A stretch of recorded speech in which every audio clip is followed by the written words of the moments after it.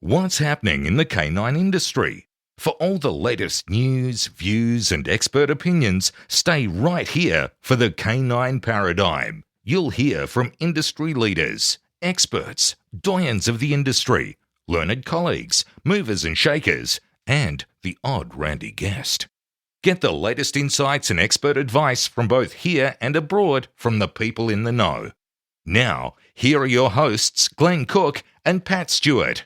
And I'm Lofty Fulton, and I'm out of here. Hey, Glenn, we've got to do a new ad, mate. We do. We're long overdue. We're not going to be sponsoring Einzelwiener anymore. Yeah, Or Einzelwiener's no longer. He's fucking not paying us. No. We've just figured out. No. He's sitting right here in front of us, and we've just figured out he hasn't actually been paying all this No time. wonder there's no bread and milk on my table in this house. After we were just nice to him.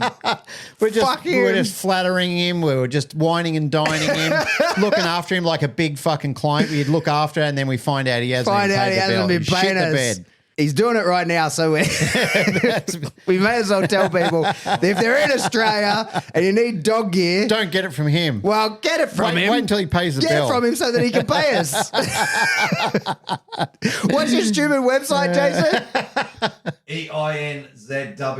einzwec.com. There you go. Get your stuff from there. Okay. All right, on to the real sponsors. Yes, the people who actually pay the bills. Canine Ceuticals. Yep. The best canine ceuticals. Premium grade, Yep. human quality. Yep. It's going gangbusters at the moment. Thank you to the community who have been supporting it. It's good shit. Dan Croft Yes, in Canada. in Canada. Yes, Toronto, Canada, I believe. Yep. Canada, yes. What are we pushing for him? He's puppy class. Puppy class, yeah. Amazing puppy classes in a great facility. Barbara de Groot. From the Heart Dog Training. Barbara just loves us, and we She love just Barbara. loves us. Barbara is our sugar mama. Yeah. That literally is the thing's called, right? Yeah. The tier that she called. Yeah, okay. Yeah, the sugar mama tier. Thank you, Barbara. We Thank you, appreciate Barbara. you. We love you. Horny George Kittredge. Yes, Rowdy Hound dog boxes. Yeah. Yeah. The box is incredible. I saw it for the... Did we talk about this? Have we done an We ad have. since? We Yeah. have talked about how amazing the boxes is. You and I travelled from, where did he pick us up? What airport That was was that? in Colorado. We drove to the Colorado. airport. It showed us the prototype. Yeah. We was talking through it. You and I were sort of thinking, this is never going to take off. Yeah. And finally, he It's the real does deal. it. He pulls it off. Not only does he pull it off, it's fucking brilliant. Like, it's safe. And he also does classes where he teaches people how to use them as well. Like, teaches the dogs how to get up on the bike seat and then load into the box itself. And it's bloody brilliant. It's incredible. Really proud of George. Lovely guy. And I'm really happy that this is paying out for him. All right. Daniel Trapino? It's actually Tropiano. He corrected me. Okay. So anyway, Daniel Trapino. Dog Club, South Australia. Yeah. It's a cool little facility he's got It's a there. great facility. Get yes. in, check it out. He does all the training. Yeah, he's decked it out. He's got it all looking schmick. It's a bit street. It's a bit edge. It's a bit kitschy. Yeah, he's got some cool artwork Yeah, and it stuff looks there. good. Check Yeah. it out for Yeah, sure. It's great. It's about time South Australia started lifting its game. Good on you, Daniel. Yeah, leading the charge down there. Well done. We got a new one. Who we got? Tailored Canine. We have two. They contacted us on Instagram, Yep. stumbled into our advertising tier, and away we go. Yep. So they're in Canada. They are. They're in Ontario. Gold, Nipopo gold people. Yeah, Gold multiplicators. I think they're a gold multiplicator. Yep. So if you're recently certified as a silver school and you're looking for somewhere to do your gold Yep. and you're around the Canada or just anywhere up that northern part of the Americas, check it out. So Tailored they Canines. do puppy, adult group classes, private and board and train programs. There you go. So Tailored thank Canines. you for jumping on and advertising with us. Hey, everyone. If you would like to be an advertiser, Don't do it. reach out to us. Shut up, you buffhead. So I know that on Patreon, and we appreciate people just putting money in there. That's wonderful. Yes. But we do have to limit how many people we have. And so get in contact with us. Make sure that we actually can serve you and that we actually, can provide you value as an advertiser. And that you align with our ethos as well. Of course. That's very important. That would be appreciated. To recap, our sponsors are, and the people we love because they give us a lot of money. Yes. Well, it's not a lot of money, but some money. Yeah. Einzelwick, he promised he's going to do it. I'm looking at him now. I'm looking at the reflection of him fixing Has it. that gone through yet? No, because It's still New South trying. Wales has got shit phone service. Dan Croft, public classes, Yep. cool facility. Barbara de Groot, Amazing. Sugar Mama. Love her. From the Heart Dog Training. George Kittredge, Rowdy Hound Dog Boxes. Daniel Tropino, Dog Club. Troppy Daniel, Dog Club South Australia. Yeah. And new to the family, Tailored Canines. Yeah. All the way from Ontario, Canada. So we've got 2 Canadians. That'll do advertising. Yeah, That'll do. mostly from the United States, one from Oz. Well done. Well played. Thank you, sirs and madam. Check them out. They support us. You Yeah. should support them. Yep. Here's a show. There's a show now. Here's a show.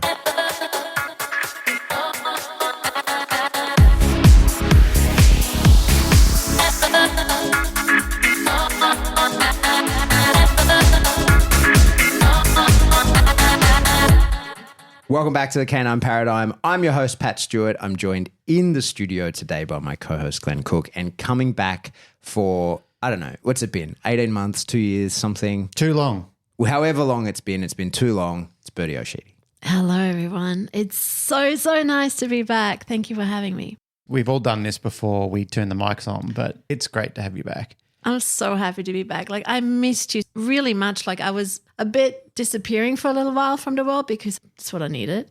But I missed you, like, not just talking to everyone, but just, being around friends. Well, it hasn't been as long for Pat as it has for me because I brought Michael Ellis up to your place. Yes, that was a magical day. For him as well. And even when I went over to San Fran and hung out in his end of the world, we were talking about that and he was telling his wife, Carol, what She's an amazing... lovely. Oh, Carol's amazing. She's stunning. One of the things I really like about Carol Ellis is that lady can speak her mind about anything. There's no punches pulled. She just gets straight to the point. Okay. I respect that a lot. Right to the business end of it. Not in a nasty way. She's not a nasty person. She's full of love, full of energy, full of support, but just gets straight to the point. When she needs to say something, she says it. That's good. Which her and Michael need. Michael's very easy and ebbs and flows really nicely. And Carol, she's the business end of the stick, which is great.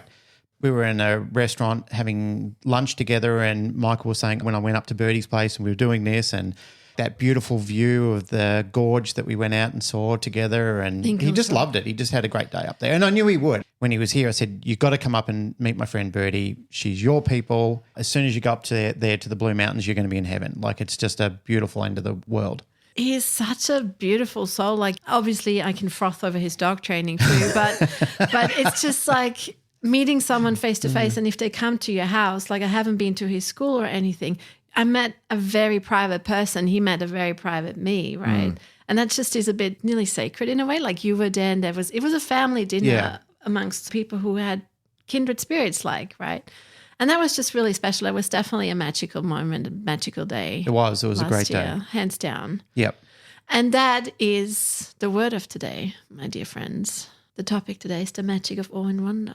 Of the magic of awe and wonder. Yeah. Let me just sort of frame it. I haven't seen you in ages. No, you haven't. Glenn is just saying he saw you when Mike went up with you, but I haven't seen you. It's got to be 18 months or something. Yeah, lives get busy, go in opposite directions. What have you been doing? We're going to talk about what you've got going on, but give us a quick rundown on what's been happening. I'm living in a national park in the Blue Mountains and I'm having 5 acres of permaculture property, which takes a lot of love because we bought it as a dumpster, basically. There's glass all over it. At one point, I had to vacuum glass off my dirt floor outside in the middle of nowhere. That when we bought it, there was a 10-meter high tower of garbage and fridges and furniture, and no one wanted to have our house because someone had died in it and it was empty for 2 years. They reduced the price so dramatically whilst everything else was spiking because it was such a dump. So there's a lot of love going in there. And I don't know if you remember, but I was probably 4 or 5 years ago, I was really sick. Like I didn't think I was going to make my 40th birthday. Yeah. You were really right. unwell. Like I was really unwell. And so for me, it was just important to take a time out from the world and reassess what I'm doing. And now I'm having an amazing family. I've let go of a lot of social constructs that I've built for myself. And I'm pretty much living what I preach. Like, it's one of those things where for me to be healthy and have a lot of energy because I had such bad chronic fatigue is I have to honor who I am. And that is just, despite working with people, I'm a loner at the end of the day. I'm very comfortable in the wild. And also, I just had to work really hard to get my fitness back and to get the energy back to actually give to other people. I'm in a super cool place right now. Like I have a beautiful life. I couldn't have hoped for anything better. And it was possible because I started believing that there is more out there than my mind can comprehend. Like if you're faced with, hey, I don't know if I'm going to make my 40th birthday, you're in the pits. Yeah. And after you've spent thousands and thousands of dollars on all medical experts, there's a point where you have to let go of what you think can help and you just try a lot of things. Mm-hmm. And what helped me the most was just always releasing the boxes I had created in my mind and just always trying new things, staying curious. And that gave me a lot of resilience and persistence. Mm-hmm.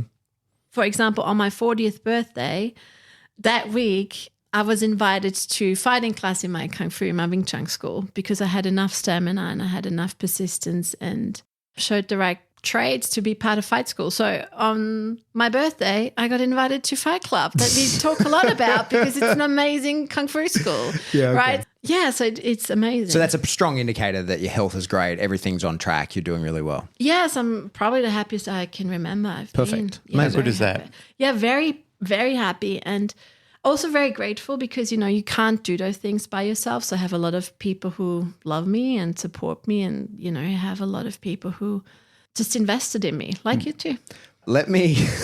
I've just realized what a terrible job I'm doing as like a podcast host is that I'm just straight into like, hey, Birdy, how are you? Without actually explaining who you are. And so we haven't had you on in a long time. You were basically a co-host at one point. In fact, you filled in for me when I was gone for several weeks at one point. Yes. But just remind our audience, well, not remind, everybody who knows who you are knows who you are. But for people who don't, why is it relevant that we're talking to you? What are your qualifications? What do you actually do? Oh, dear. Yeah. It's like a formal job interview all of a sudden. Jesus. It just occurred to me that if we haven't spoken to you in 18 months, there's probably a lot of new listeners in that haven't heard those old episodes and probably don't know that why it is that we're talking to you at all. Well, she's added to her resume as well along the way. Exactly. Yeah. Well, hi, my name is Birdy O'Sheedy. The reason why I'm sitting with Glenn and Pat here is because I had a really challenging, amazing soul dog called Luna. She was human and dog reactive, and that's how I met Pat and Glenn, and they helped me a lot. And I became a certified dog trainer through Glenn's Institute. Technically, it's not my institute. Yeah, well, but you're my head trainer. Like, you gave me a lot of help. Yeah, I did the pragmatic side with you. Yes. So that mixed with clinical psychology. Which is your actual qualification? Well, that's my actual, yes, I'm a clinical psychologist and I specialize in trauma. Was a really interesting mix. So I toured the world and had lots of workshops in helping dog owners with their difficult dogs. And basically I showed them that, hey, the dog is your teacher. What does it teach you about you? What shadow wounds do you have? What do you need to learn? And yeah, that's what I did. Perfect. And now I'm here and now things are a bit different. Like I'm, despite having dog training knowledge, I'm not a dog trainer by no means. I have a beautiful dog, another dog now. His name is Pax. He's a stunning Labrador Retriever from Carl from Red Cipher Dogs. Highly recommend him. It's my, like, hands down, my dream dog. I'm so happy to hear you say that because last time you were on, he was a brand new puppy. So it's a disaster no matter what. I know a thing or two about disastrous You do puppies. know about puppies. But so glad to hear that he's grown up into being exactly what you wanted from a dog. Exactly. And I can tell you, just because the topic is the magic of awe and wonder, I drew that dog since I'm a little kid. Yeah, right. So basically he's a fox red lab that has goofy eyes and the biggest smile. He's the happiest dog I've met in my life. Oh, he's a stunning dog. He's a stunning dog. He loves everyone. He's very intuitive, feels a lot of things. He's a pretty wild child because I like it that way, and we live on a property. Like, you know, he has a massive outlet. He's hardly ever on a leash. But I drew him since a little kid, and I saw him in my dreams, and he's exactly that dog. And so I'm like, yeah, my kid version of me knew exactly what I wanted, and I got it. Amazing. How good is it? I know we've talked about difficult stuff in the past, but when you have a dog that you love, but it's a problem dog, and you can love that dog as much as you want, there's always an element of resent because it's not the dog that you See, hoped. I don't have that. You never got that? Because I have, and I'm just going to say fucking lucky. I hope I'm still allowed to swear on You can say shit, you can say fuck, you can say whatever you want. Okay, thanks. Because Luna was my moon dog, my Luna dog, who taught me a lot about the shadows of me. Like, she taught me a lot. She was one of my biggest therapists in my own life. And Pax is just a son. He just radiates happiness. Yeah. There's something to that. Like, when you've had a dog that is difficult, when you then have a dog that is just easy. People come over, you don't have to care. That you don't have relief. Yeah. It's relief. Like I can, and I shouldn't say this publicly, but I'm not great with locking my house. Just but don't I tell never, people where you live. I never have to worry that if someone, a post or whatever, knocks on the door and the dog's out and I'm in the back of the property, that I have to worry about, because what will happen is he will have an amazing time with my dog because he will just snuggle him, right? And he makes everyone stay. To the point that Pax can't be a therapy dog because he just takes too much attention away from the actual work. Yeah. Like, it is a treat, and it's something that is like, it's just high on my mind at the moment. Me and Jazz were away for the weekend, and it was really difficult weather, like challenging weather to travel with puppies with. You know, it's 40 degrees and raining, and we're driving to Queensland. And so managing these puppies who don't know anything, and they're going to be great dogs, but right now it's just hard. But also having my dog who you get to a truck stop and I just open the crate and he goes and pees and does his own thing, and then I'm dealing with the puppies and then you go, hey man, we got to go. And he's like, sweet, and jumps in the box and away you go. Like, it's just, you're like, oh my God, thank God. You know, I don't have to worry. He knows how to navigate the world perfectly. I'm not at all concerned about him getting himself into trouble and on basic stuff like that. And it's just this comfort and ease with the dog that is the whole point of putting in so much effort with puppies. yeah. And Pax reflects me. We pretty much hermits in our property. Like, you know, it's a treat to come down into the big smoke. But I like it that way. He's amazing on bushwalks. You know, he still has a rocket up his butt. He has a ton of energy. And I am very lucky that I can give him his biological fulfillment. Like, he loves to search. Perfect. You know, he loves to, like, what I do is I put him in the middle and then I chuck the ball behind the garage so he can't see it into the bushland. He looks for 25 minutes. Yeah, perfect. How much did you learn about Pax from the preparation of having Luna? So my biggest mistake with Luna is that I'm an over control and a helicopter parent. And I think with a new puppy, I just took a lesson out of your book and just go like, let them just be puppies. You know, like that was to me probably the biggest lesson, is that he was for me in my life that works. I don't think it would work for everyone, but I like that he's pretty free and wild. Like, I like to see his sparkle in his eyes, you know, like for me at the moment, it's not important that I can have a perfect leash walk. It's not important to me. So I didn't practice it. What's important to me is an amazing recall in the bush. Yeah. And a really good leave, because we have snakes. So these are practical things, but what I learned the most is that honoring his personality and don't crush him with my fear. Yep. Perfect. That's probably the takeaway. Also, you should check out Pax on my Instagram. If you need a smile, he put his dating profile pic up. He wears a bow. He's pretty handsome. Like, if you need a pick up, What's you the should handle check for him people out. who need to look at that right now? Birdy O'Sheedy at Instagram or Facebook. Okay, Birdy O'Sheedy. And my dog's called Pax. He's super handsome. He is. He's a very handsome dog. No biasness there at all. No, he is. He's got chiseled features. He's a good-looking dog. I've met him in the flesh, and he was like just bounding out of his skin to get out of his little lock-in area so he could come and jump all over it. So I said to Birdy, just let it happen. Yeah. She goes, you don't mind? And I said, nah, we're all dog people. Birdy and Pax and everyone were on their best behaviour because Michael was there. And everyone just goes, look, just let it happen. Yeah, it's also he knows not to jump up on people. But what he does, he's like 36 kilos or something. He runs up to you, stops right when he needs to stop, but then he turns his booty in that your knees go backwards. Right. Because he's coming in hot. He's like a 35-kilo hummingbird. Right, yeah. Imagine a hummingbird that can zip around you at the speed of light and then be in front of you and behind you. It's like watching The Flash. That describes but Pax. God forbid you fart or sneeze in him, because he will jump up in the air. I don't know what it is, but he do it and he can be sleeping and he just jumps up. Okay, so we've said hello. We've reminded people who you are and told new people who you are. You are a clinical psychologist that has come into the dog space and did for a long time a lot of stuff in the dog space, but you've been out of it for a little while. Yes, for a reason. Yeah. What are we doing here today? What are we talking about? What I realized is when I was on my healing journey is that I had to start oscillating more into the mystical, esoteric space, like more into intuitive space. Mm-hmm. And I'm a nerd at heart. Like, I love science. Like, I have a science degree. I did my psychology degree based on science, not on philosophy. And what's so fascinating about it is that now so much research is coming out that having awe and wonder and magic in your life is what most people are lacking. Mm-hmm. It's actually an evolutionary need to evolve and to keep growing. The research is pretty young. Like, one of the most significant papers was only published, I believe, in 2003. Mm-hmm. And so I'm just telling you that if you feel like, hey, my life was not great, I feel pretty numb, I don't have much happiness in me, I feel pretty disconnected, I'm pretty disillusioned by life, this is a topic for you. And just to put it in perspective, because when I say awe and wonder, people usually think about fairies, and there's no problem with that either.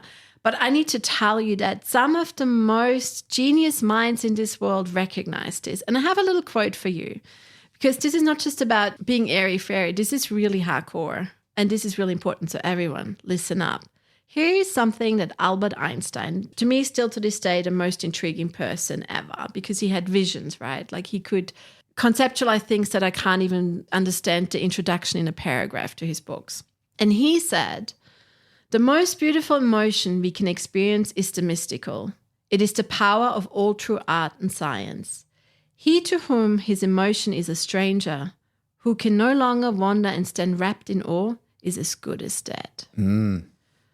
And that comes from a very rational, scientific genius, right? Nikola Tesla was very much like that Yeah, too. all of them are. They're visionaries, right? They don't get to that stratosphere without being able to look at something holistically.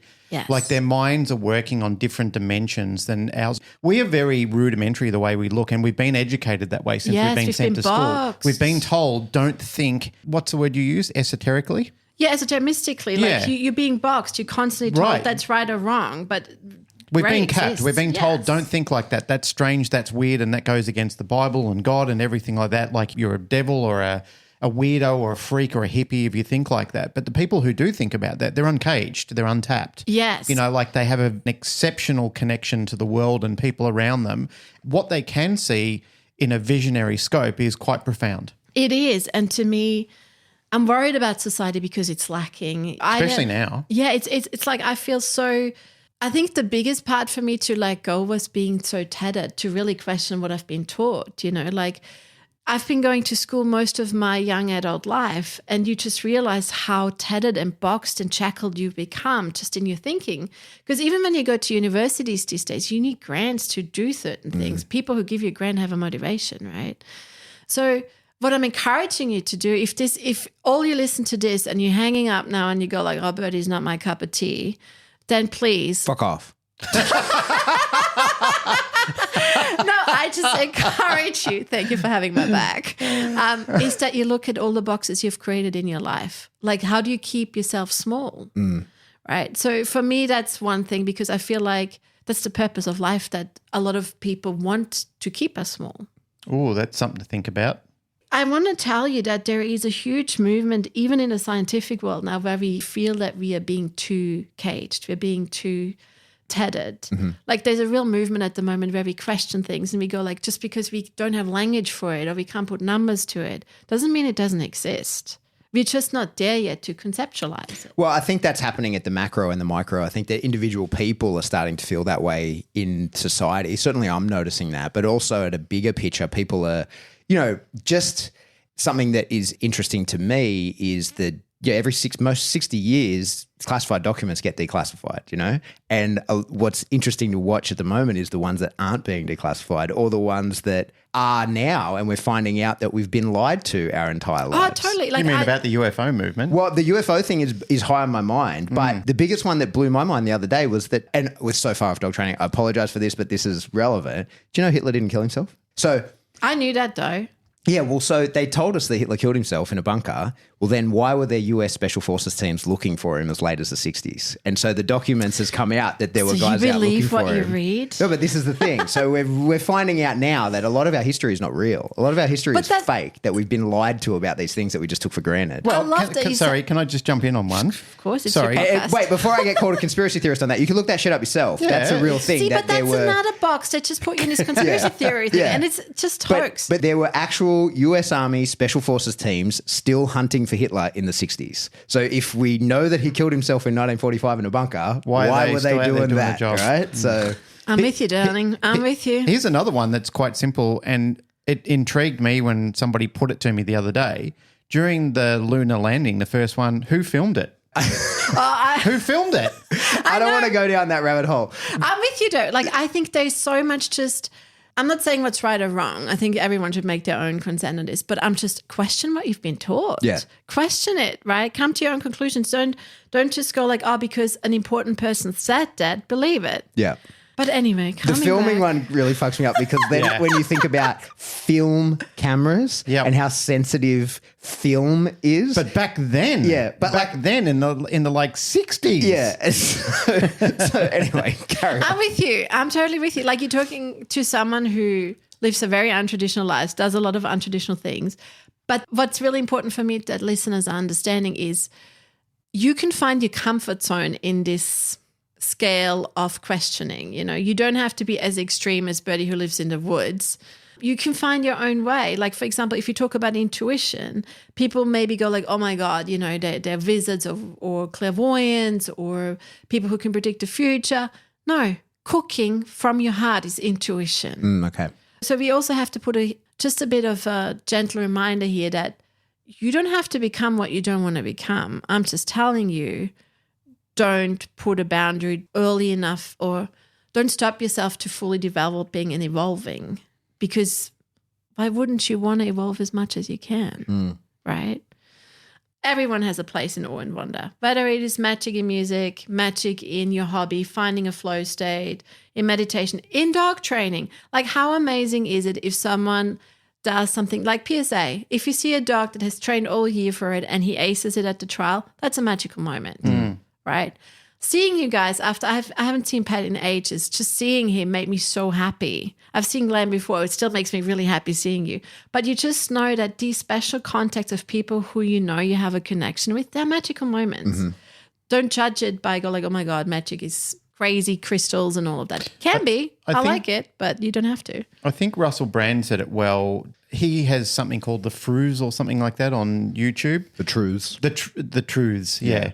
And he was talking earlier about a similar type of subject, and he said what we've been conditioned to do is building a perfect invisible prison around ourselves and throwing away the key. You are your own captivator. Yeah. It's you who keeps yourself captivated. It's no one else. And when I realized when I had chronic fatigue, I did all the things to myself and there was no one else to blame, just me. That took a couple of months, maybe years to just sit with that, you know, like you have a lot of power that you've learned to give away. And it just takes a little while to reclaim your power and to discover your power again. And it takes courage. Okay. So we're talking magic, but magic with a K, right? No, we're talking, I'm going to give you the definitions now, just so we are clear. Okay. So what is awe and wonder? Awe and wonder has existed all our lives, has existed, all of us have been or had Indigenous roots at some stage. So whether it is philosophers, whether it is healers, whether it's shamans, whether it is witches if you're in the UK or druids, we all had moments of awe and wonder in our history. It's just always been looked at skeptical because there's a lot of power in that. But let's give you the scientific terms right now from a psychologist's perspective. The John Templeton Foundation by the Greater Good Science Center at US Berkeley, so quite prestigious, gives us an overview of awe. Basically, they say in 2003, a landmark paper written by psychologists Dacher Keltner and Jonathan Haidt suggested that awe experiences can be characterized by two phenomena. And this is so interesting because I've never would have done it that way. But here we go. The first one is perceived vastness, like an immensity, like big. And the other one is a need for accommodation, cognitive accommodation. If I would have to put an emoji besides both titles, it's the one that explodes your head, like something blows your mind. I'm going to explain a little bit what the psychologists Keltner and Haidt meant by that. So perceived vastness can come from observing something that's literally physically large. So the Grand Canyon, or when Michael Ellis was standing at my lookout and you can see the Blue Mountains Valley. And it's just so stunning that it takes your breath away because it's so huge. Or it can come from a theoretical perceptual sense of vastness and immensity. Like when you're in the presence of someone that is just an authority or has a lot of power, or when someone meets an idol, you know, like for example, I can see it when Pat goes to a seminar and he has people there who are frothing over him. Or at your seminar too. Or when Michael Ellis entered my house, I had a bit of a, oh my God, this is that person who has achieved so much. So it's basically something with immense prestige, power, authority, or a huge landmark. Or it can also be a complex idea like the theory of relativity, like Einstein. Mm-hmm. Like I could have Einstein's theory in front of me and I would be overwhelmed just to grasp the idea. Mm-hmm. So that is the concept of perceived vastness. That's one point. And the other one is called an experience that evokes a need for accommodation because it violates your normal understanding of the world. Okay. Okay, so you have these two components, how they classify awe. And the interesting thing is that it's not an emotion that causes necessarily positive, comfortable, or uncomfortable, negative emotions. It's complicated. Like, for example, when people come to my lookout, there's a drop-off, a 200-meter drop-off. They're scared, but they're so intrigued. Like, it's a lot of things going on. And it's I can vouch for that. I've stood on the edge of that, and you've been there. We've all been there. We have group photo. Yeah, it rocks you. Yeah, it rocks you. Michael, who's a experienced rock climber, he got right to the edge, and I was worried about him getting right to the edge. But for him, that was heaven. He was right in his element of going over and standing right on the edge of the precipice. Yes. Yeah. The interesting thing is when something violates your understanding of the world, it does something to your brain. It does something to your mental structure. It actually makes you feel small. It's the opposite of ego. I can give you an example of that. There's a road that we like going on motorcycle journeys on. You eventually get to a place called the Oxley Highway, but to get there, you have to go through an area called Thunderbolts. You go up this mountain, then you come through this pine forest, and as you come down the other side of it and you get into Thunderbolts, suddenly it just opens up. And the first time I ever did it, that was the first time I sort of was shocked and felt small because it just opened right up and I felt like an ant in God's world. And it was, I remember speaking of this to somebody that I was having a bit of a deeper meaning or full conversation. I said, I've never felt so overwhelmed when I came around the corner. Like I almost felt like I had to pull my bike over and just like breathe to get my breath again because it was really... Like I've done the ride probably about 20 times since and I love it every time I go there.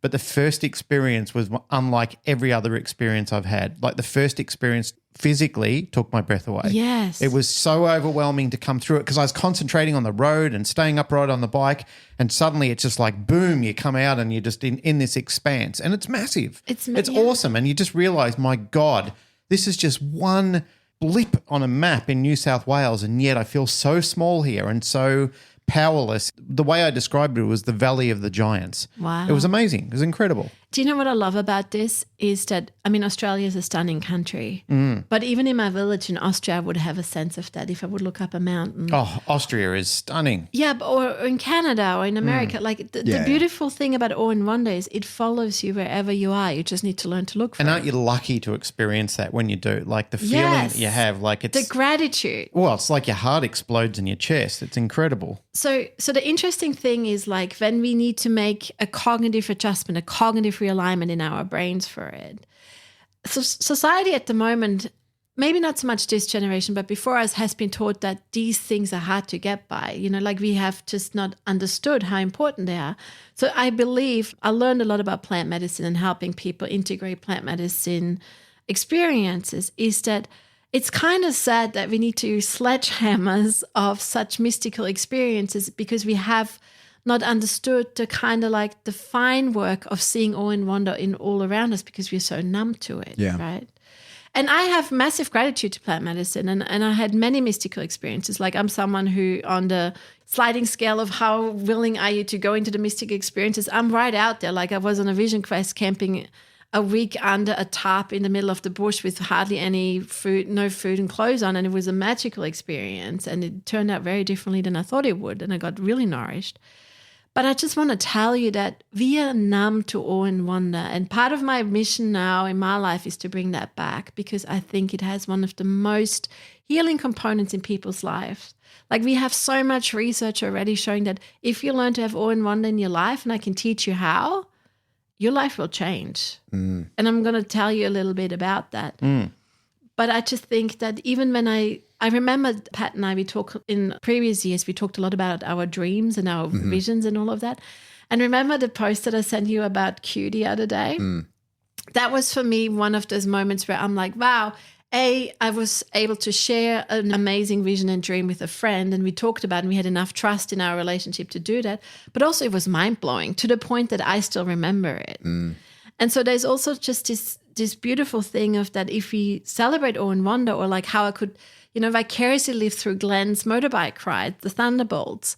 I had awe and wonder just because I had enough empathy to enter his fantasy world, which was real, but for me it was a fantasy, right? So all of a sudden you have this network then where awe and wonder just thrives if you find people who are doing that with you unapologetically. And I think for me, it makes me so, so sad, and I see it in my clients all the time. Like I have clients who fly in at the moment and they work a week with me. They have my whole attention for a week and they just get a lot of shit done. And I asked him, I'm like, when did you stop dreaming? When did you stop believing in magic? When did you stop believing that miracles can happen or that the world is just a magical land? When did that stop? And it usually happens in adulthood or in childhood because they're told they're stupid for believing in that or it's not possible, right? So they're being reprimanded for believing in something that is bigger than them and is a fantasy to many people. I understand the parenting side of things sometimes, but at the same time, I'm like, if that happens over and over and over, you're just shutting someone down. You box them again, right? So for me, I use the word magic a lot. And the reason why I use magic a lot is because it taps into that inner child in us that, used to listen to stories and movies and all of that. And I believe if we can keep our inner wild child, our inner happy child happy, we're better humans because we don't lose that ability, that vitality in us. Like people who have an inner wild child, their eyes sparkle, right? I also want to give you the definition of magic by someone who is a witch and a psychologist. Okay. Just so what does it say on their business card?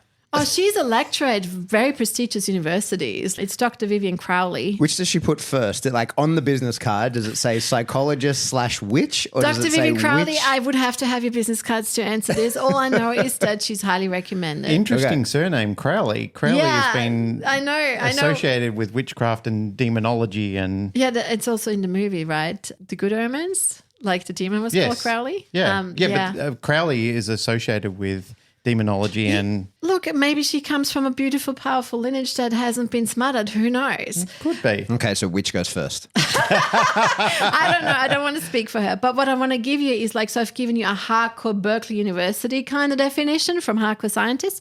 And now I give you someone who... Before you do that, what were the name of the scientists again? So they were Dr. Dacher Keltner and Jonathan Haidt. Why do I know Jonathan Haidt? What's he done? Why do I know that name? What I know is he's studying awe, the conceptual approach to awe. I know that name for some reason. I can't remember I'm why. not sure. I said Dr. Dacher Keltner. I'm not sure if there's a doctor, but to me, the paper reads really well. And look, if you want to have white paper from the UC Berkeley Foundation, just email me at hello@birdyoshidi.com and I can give you the whole paper. Okay. Also, we have, just to let you know, on the first Tuesday night every Monday, we're going to have a hangout. It's called Let's Get Wild Together with me, where I share the latest science about awe and wonder with you guys. Okay. And also, you can book a 1.5 hour session with me and I teach you all about awe and wonder that you need. Okay.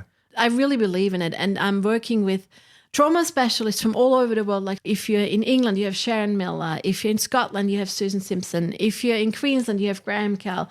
If you're on the Central Coast, you have Belinda Moore. And there's also a really cool book out there. It's called The Power of Awe by Jack Eagle and Michael Amster. And they have a method how they teach awe, and that's what I teach people a lot. Like in my upcoming The Magic of Dog seminar on the webinar, I teach that. There's lots of information out there. But to come back to Dr. Vivian Crowley. Okay. The witch. The high priestess. Okay, sorry. I apologize. The high priestess. To me, that's how I see magic because it taps into my inner child. Okay, so give us her definition. So magic is the unexpected, the exciting, that which takes us out of our ordinary states of consciousness and into some other, older, deeper, wilder place. Magic implies wildness and wonder, the archaic, the mysterious, and inexplicable. So I like that definition. Yeah, I like that too. Yeah, see? Welcome to the club. Yeah. Is that magic with a K? No. Or that's... Normal magic. Okay. I mean, I'm not that into magic circles that I differ between these things so much because I think everyone has to find their own way of how to do things. Yeah. And my house, I mean, I live with pretty much, Dan is a Harry Potter in his 50s. Like my house is very magical, but I'm also, Part of my family is really involved in the Kung Fu schools, and there's a very martial arts type of energy work, which to me is also magic. And I think what for me a big mission is that your stereotypes, what you think of magic, they do exist, but they also don't have to exist. You just have to find your place. That's right. And that's what I'm trying to give people, because I transport myself back in time 10 years, and the moment someone says magic is real, I'm like, fucking moron. Because I'm thinking that they're thinking like magic card tricks, and like that David Copperfield really levitated as he walked across the Grand Canyon and all that kind of shit, right? And that's what I think most people's brains go to, but there's a different use of that word that is very real, because it is exactly as you just explained, like some sort of felt sense. And so your own sense of magic is relevant to you and not to anybody else. Yes, and I think that's what I want to advocate for, is that you have to find your place in awe and wonder. And the beautiful thing is there is such a diverse field of awe and wonder out there that you can make it your own home that's really safe and comfortable, but also helps you keep growing and evolve and staying alive. Because if you stop growing, you're not alive. So I want to be a bit wider in this definition, because I am so comfortable in very extreme situations doesn't mean other people are. Yeah. Like I don't feel the need to have dog bite sport magic in my life. I'm very happy with my Labrador Retriever who kisses me to death, right? Yeah. I don't need to get in a bite suit, but that's your magic. Yeah. And then there's different types of magic, energy magic, right? Like just to let you know, the magic that Pat referred to does also exist, like Hogwarts could exist in this world. But I want that you start being curious about what magic do you have in your everyday life, because it's all around you, whether that is a magpie eating out of your hand, whether that is you accomplish something with your dog, whether that is you see someone and you haven't seen them and you really connect with them again and you feel them. Like, do you remember when we did the ice staring competition? Yeah. And we had this magical moment where we just realized something happened because we had like glimpses. And I think these are the magical moments that everyone can have. I want to tell you a little bit about awe and the definition of awe as in a psychologist, scientist perspective right now, because the benefits are like crazy cool. I would feel bad if I haven't spoken about it. This was me basically coming a little bit back to the dog community, because a lot of people who reach out to me, they can't afford me for what they need that long, or they're in America, or it just doesn't fit, go on Zoom doesn't do really well.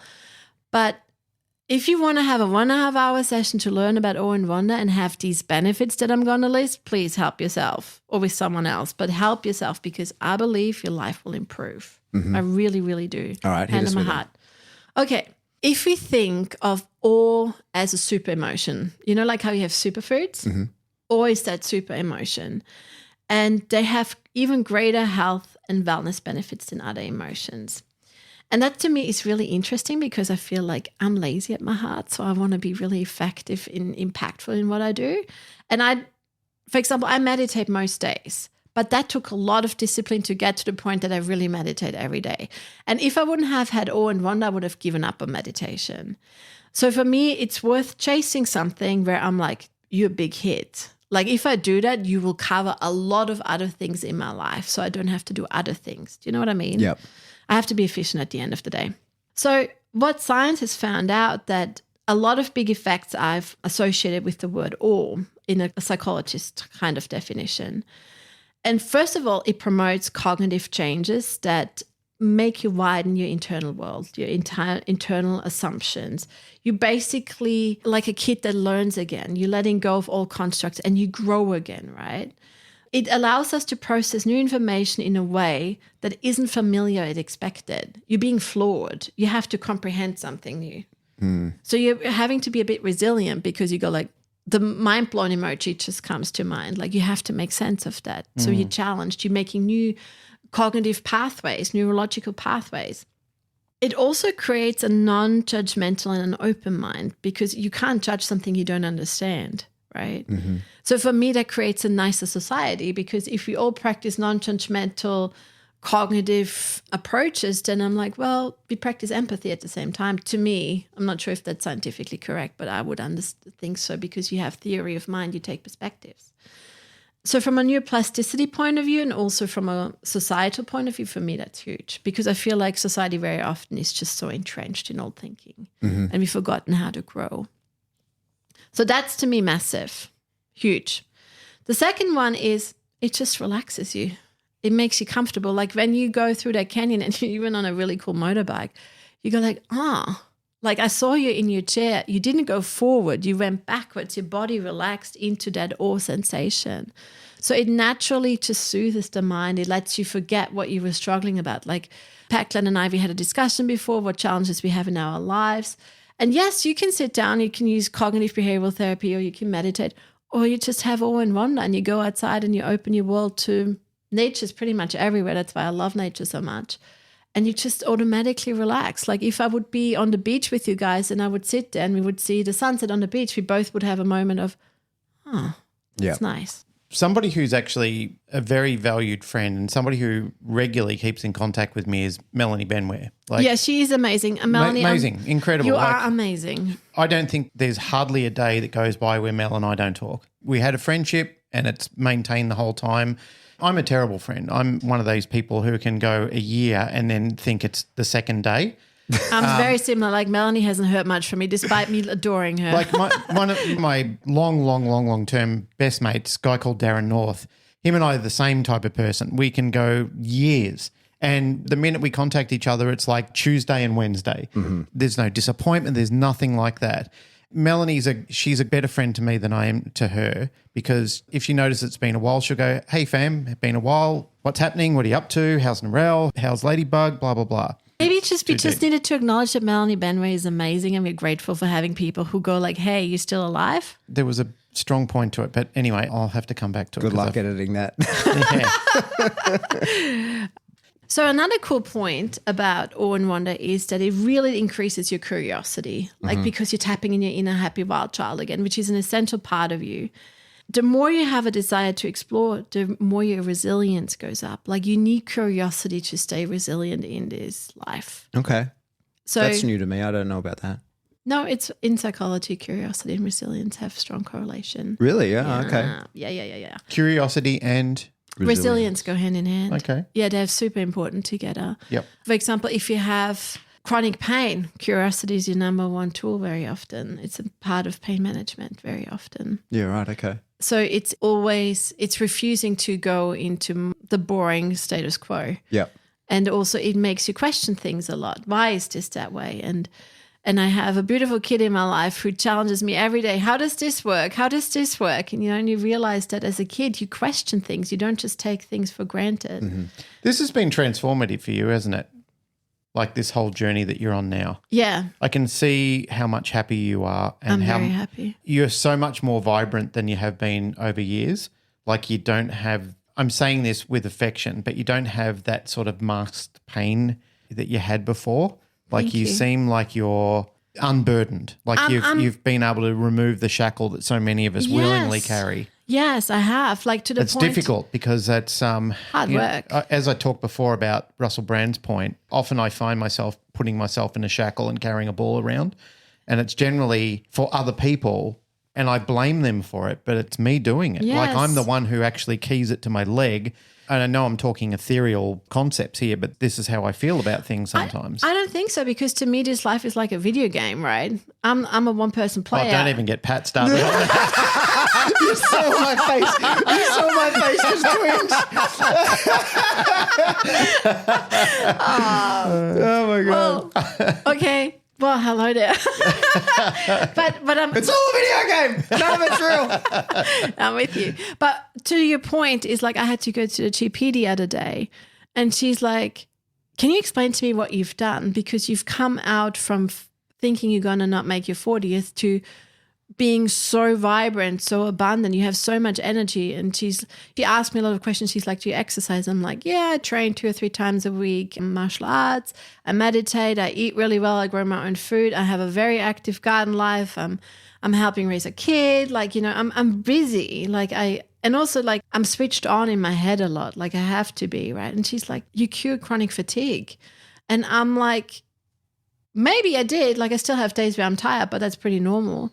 And she said, what did you do? And I'm like, well, what did I not do? But the number one thing that I do is allow myself to have awe and wonder and just let go of all the constructs and shackles I gave myself. Yeah.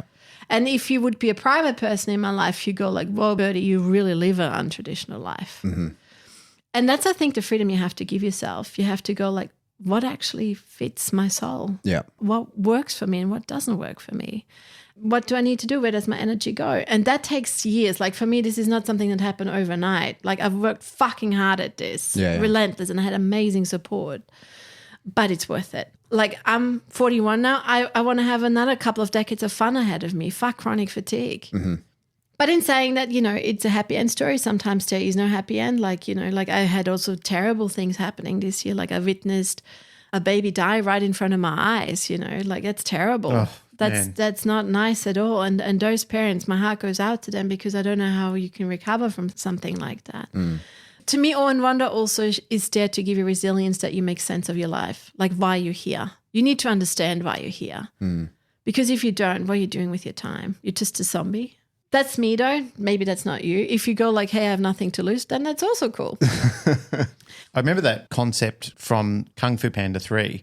I've remarked on it several times in different episodes, but just the concept of asking yourself who you are and being empowered enough to actually understand that you're multiples of different subjects at different times to different people in different time and space, and even to yourself. And I know people are probably thinking I'm talking very much woo, but even for myself, when I've thought about I'm not the sum of one part. I'm a lot of things to a lot of different people, and even to myself. Like there's so many things now that I'm willingly invested in.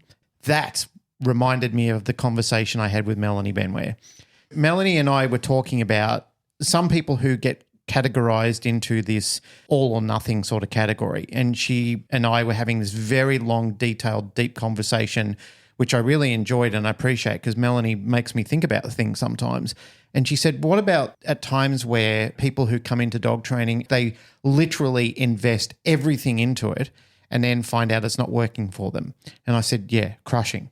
That's why if anybody listens to what I'm saying, if they're reading between the lines or even directly what I'm saying to people, is try not to be fixated onto one thing, because if you get to the end of the journey or midway through it and think this is not working out for me, then you start questioning, what am I worth? Because that's who I am and that's what I built myself around. Like that is who I was and now it's not working out for me. What am I supposed to do? There's lots of different answers to that. What I generally say to somebody is, invest in it. Put energy into it. Put love into it. Put investment into it and do whatever you need to do. But also remember that you're not that person. That's just a hobby, a career, a passion. It's not just what you are. Because that fucked me up for a period of time when I was having conflict with that. And it's something that is cycled back in and out of my brain when I've heard other people talking about it. I heard Pat talking about it with the army at one stage, and it kind of jolted something in me. It loosened something up. It spun me back in time and it made me think, oh shit, I remember feeling that. I haven't had any experience about being in the army or being involved in any of that life, but I have had experience with investing way too much in a person when I was deeply invested in one person. And then when that fell apart, I kind of thought, what am I going to do? How am I going to survive this? Where am I going to go? And I've seen that same sort of investment with other people, losing a loved one, having a failed relationship, a failed career. And I've seen people very much spiral out of control on social media and talking about they're in despair and they're standing at that abyss. They're standing at that focal point right there and then.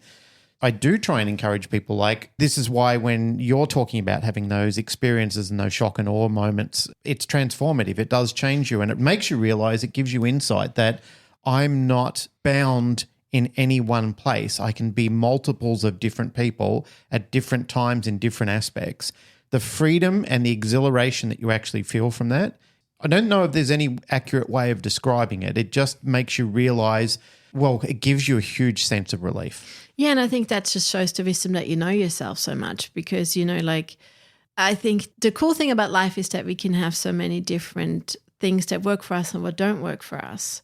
Like for me, for example, I am a person that attaches. I just do. If I attach, I attach. I will hurt if I have to detach. That will scar me.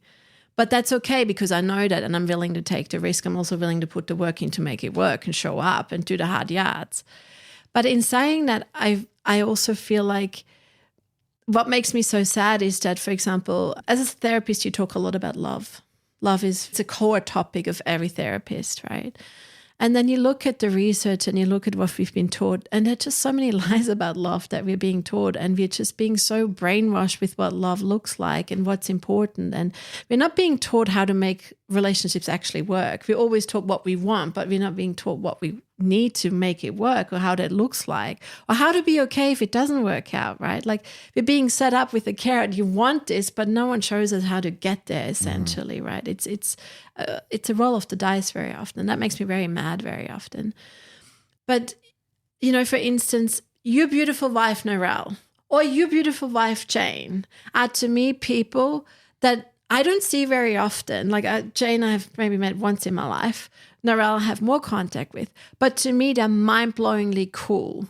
And to me, they make both of you such amazing humans. And I look at Narelle, she's building her empire right now. Like, I was there when she created that right at the beginning. And now I'm like mind-blown how she can do things that I can't even, like how she can put her formulas and her, to me, they're potions, right? Like how she can put her healing together for her dogs is crazy cool, and I can understand it because it's so far away from my understanding. Well, there you go. When we've sat on the topic of potentially how people conceive awe and magic as a bit of woo, so do they with herbal treatments and so forth. There's many people, and I mean, I've had friends and colleagues who said to me, I don't believe in any of that stuff. I've said to them, ever taken a magic mushroom before? You want to see what a little bit of fungi can actually do and how that can fucking change your world? Oh, it can be a fun guy. And I said, well, even a toadstool, you can take a toadstool and it can completely destroy you. One toadstool can destroy your liver in one shot. And I said, you don't believe in it? Try messing with those things and see how that fares for you. Oh, totally. Like at the Kung Fu School, internal energy is a big part. And, Sifu and Qigong Peter, they're really amazing. They turn my world around in teaching you your own energy. And if you see what they can do with just having a clear understanding of their own internal energy, you're mind blown. And that is hardcore evidence. It happens in front of you. You're part of it. And you just go like, we just have really little understanding of the body and how to apply those things. Yeah. Have you ever been involved in a chant group before? I can't sing to save my life. I got invited many, many, many years ago to be involved in not to chant with the group, but to sit with the chant group and stuff like that. The resonance that was coming out of that was unbelievable. Oh, unbelievable. Yes, I can imagine. I've been in drum circles. That reminds me of that. Yeah, it was unbelievable. It wasn't that magic happened or nobody levitated or, like they didn't conjure a spirit or anything like that, but just the feeling that I felt for it. And I was resistant to it. Like, I'm sitting there going, what am I here for? Like, why am I here? What am I doing here? By the end of it, I thought, I needed that. Yeah. Yeah, that cleans was you. that was food for my soul. There is, and for example, my beautiful friend Belinda Moore, she's a medicine woman. She uses her drum, and so does Stan, right?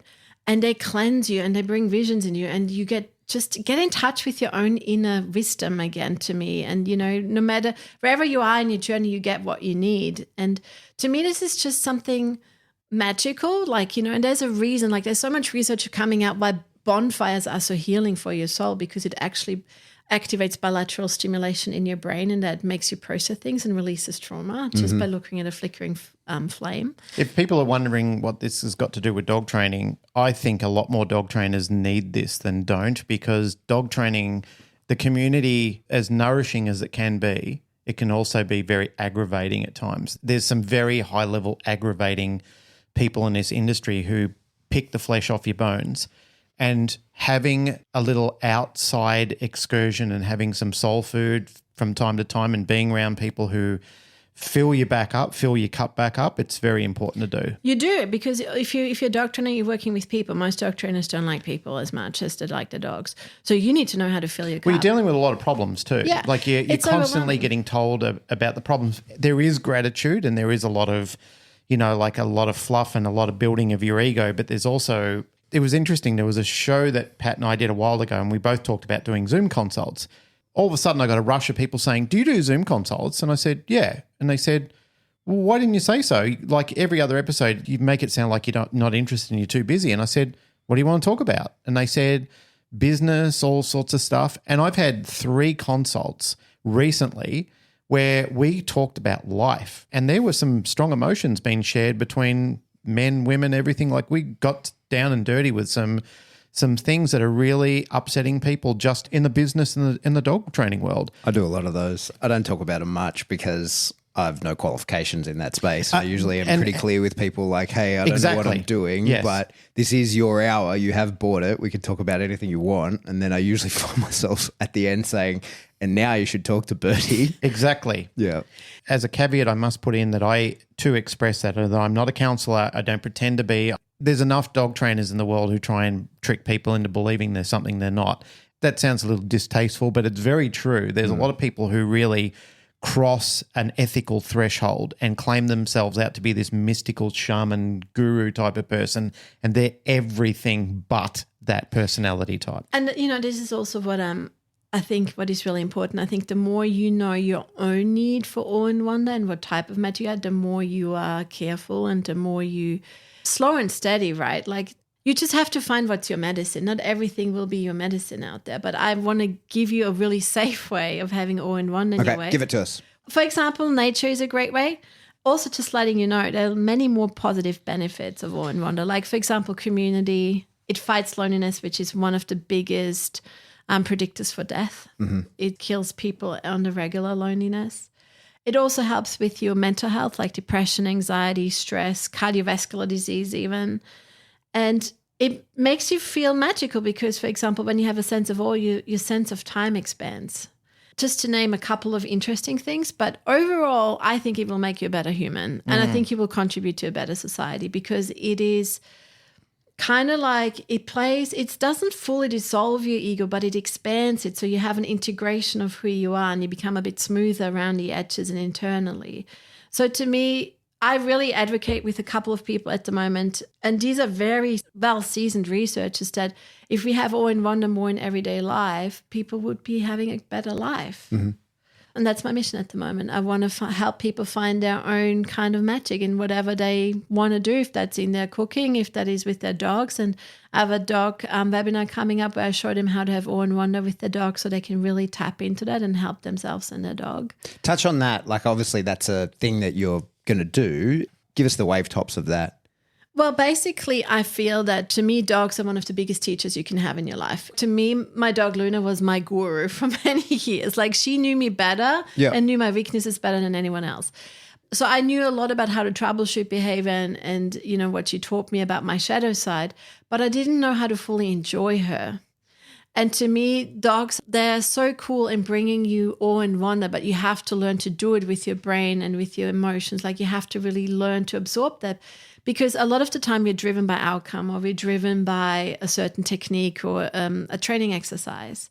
And so I'm going into what dogs in different cultures had a spiritual meaning a lot, like, for example, for Odin or for the Egyptians. So I talk a lot about that. But I'm also going to actually give you a protocol how to have awe with your dog. Like, I'm going to break it down into steps so you can practice it for 5-10 minutes in your life. And according to research, you should see phenomenal results. Mm-hmm. And that's what the webinar, it's an hour long. And because I love the canine paradigm so much, I want to give you a code. And it's, if you go on my website, birdyoshedy.com, and you go on the Magic of Dogs webinar and you type in the coupon section, spread the love, you will get a 50% discount. Okay, cool. And there's a recording. All one word, spread the love? Spread the love in capitals. Or one word. Yeah, and you can share it with anyone. Like, bring as many people as you want. If you can't make it to the webinar, you can reach out to me and we can organize a Zoom session and I teach it you in Zoom. I don't care how many people on your side are sitting there. Like, that could be your dog training school, that could be your family, that could be your partner, that could be you and your golden dog. Mm-hmm. But I just think that the dog industry is a troubled industry. People are hurting a lot. I see it in my inbox every single day. Yeah. So if you ever go like, oh, I want to work with Birdy, but I can't do it for whatever reason, this is your opportunity, because it will be just a 1.5 hour fun session. You will walk away with life tools. To me, I will give you what changed my life the most, and it will set you on a journey that you can find your path. When are you doing that? It's on April 14th. It's a Sunday evening in Sydney time. Okay, cool. So people want to find out more about that, they can go to your website. Yeah, and if you just want to get to know me, first Tuesday evening, there's a hangout session. Let's get wild together. You can email me and I'll send you the Zoom link. Is it or go on my newsletter. Is it recorded or is it live? It's recorded. Yep. It's live, but it will be recorded. To me, that's like a taste tester. But if you really want to work at it, just book a Zoom session with me and we can knock it out. Fantastic. I think the role of dogs, for people listening to this, they're interested in dogs. They're at the minimum an enthusiast of dog training, if not a professional. And I think that through time and through multiple dogs, there's been a lot of, I suppose, awe and wonder through the experiences with dogs. And what I find with my own is that they usually have just what you need when you need it. You might not realize that it is what you need at the time. There is something non-tangible there that's really difficult to put your hand on or to explain. And like words fail me to try and explain how happy my dog can make me or comforted my dog can make me. Yeah, they witness you. Yeah, or the solace my dog can give me at the times when I need it. And like Valerie's an incredible example of that, right? Like she vibrates nonstop. She's always moving around. She never stops until she thinks that you need her, and then she's a different dog altogether. And that I didn't train that. I wouldn't know how to if I had to, like it's just who she is. There's a connectedness there. But she does that. It's not just to me. Like she does that to random people. She's very intuitive like that.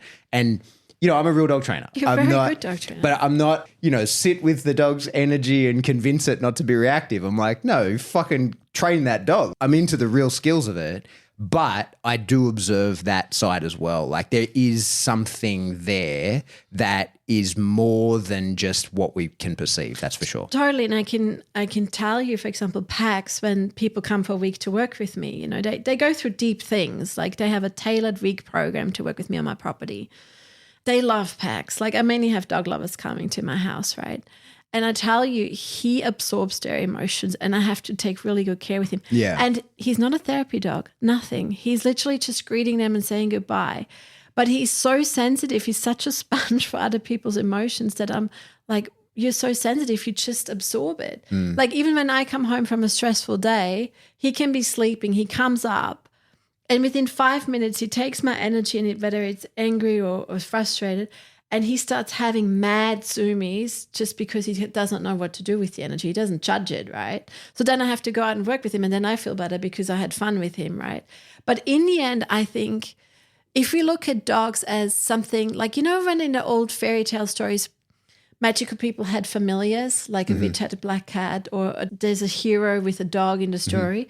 If you start looking at your dog as your familiar, as your magical counterpart, what would happen? How would you tap into your inner child and have the permission to go like, let's dream a bit, let's be a bit magical?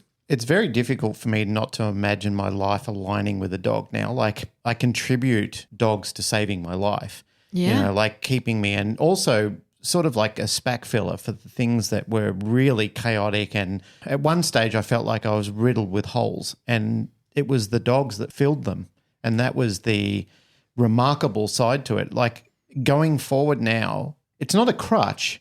It's a relationship that's very important to me to have a dog with me because I feel very liberated and very at ease when I've got dogs around me. There's an emptiness without a dog. Incredibly. And you get that. You maybe don't have opportunities for it because you're here. But, now and again, I'll be away with the family and my dogs will be here. So maybe we fly back in on a Tuesday morning, and because we've flown overseas or whatever, I haven't organised to pick the dogs up until a Wednesday, and then me and you are going to do a podcast when I come to pick them up. So I've got this like nearly 48-hour, kind of 36-hour period at home without a dog. And you notice it, don't you? Oh, it's an emptiness in the house. And we've got a loving house. We've got 2 adults, 2 kids. But it's different. It's different. It's something that It's like losing your car keys in a way, not the same, but it's like when you know that you haven't got them there, this panic sort of sets over you, and it's more a feeling of unease. And whenever I'm not around my dogs for a period of time, and I know this is why people have